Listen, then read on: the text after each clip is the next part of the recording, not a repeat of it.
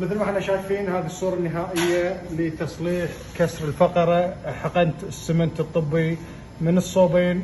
احنا شايفين السمنت في مكان ممتاز جدا.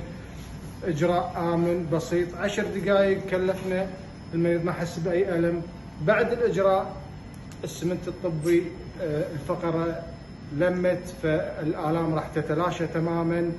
وبالشفاء لمريضنا. معاكم الدكتور وليد الحجي، مستشفى دار الشفاء.